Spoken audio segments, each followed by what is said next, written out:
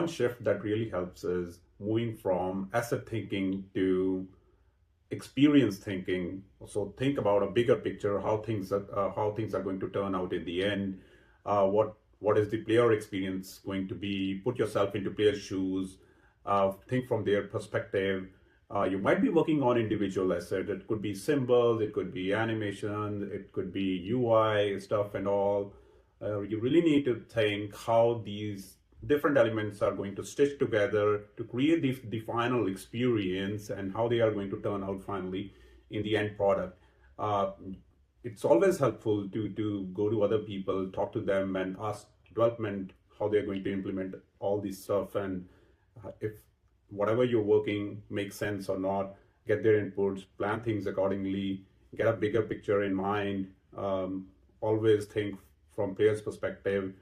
Whatever you're creating, it's adding to the experience. So we, as a casino gaming artist, we are designing anticipation and reward cycles basically.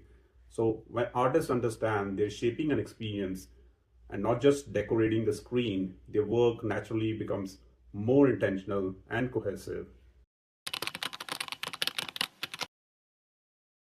So the question here is, how can we stay effective in those tough times where there's tight deadlines, a lot of production pressure, and revisions are coming up?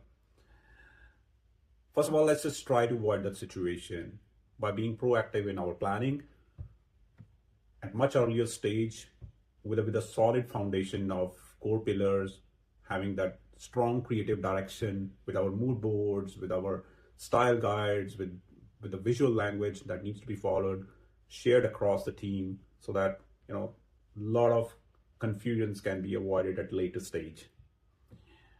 Also, we can when we are sharing the timeline, we can take some buffer time for these tough times, so that if things go south, we have enough time to address those without falling into a situation where we are burning the midnight oil and working day and night on it.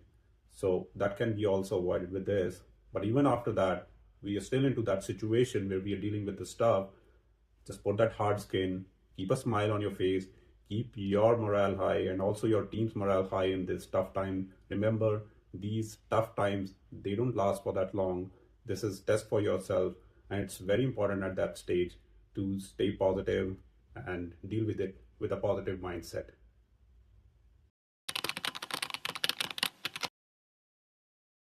Tools are evolving at the speed of light. Every day there is a new tool.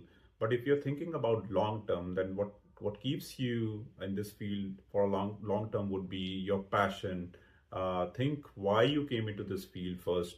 It would be probably that you love art. So keep that spark always alive. Keep working on some interesting stuff.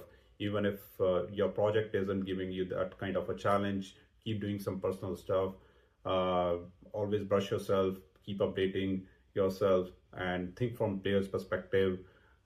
If you value all these things more than just a tool, it's definitely going to serve you more in a long term, and will help you a lot and keep you always pushing further, going to the next level.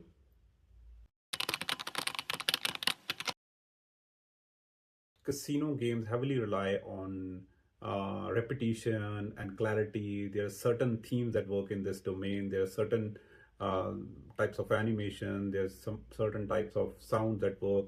So that repetition is there. That consistency needs to be there. That is the industry standard that need to be followed. Flashy visuals come as an attraction, but at the core, consistency still needs to be there. Flashy visuals can attract to some extent, but before that, we really need to focus on the fundamentals first.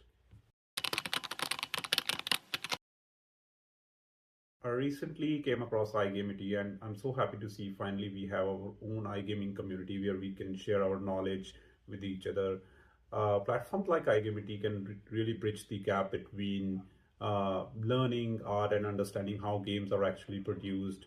It's definitely going to boost artists' confidence when they see real world insight and seeing how teams solve problems and manage things. So keep doing the great work.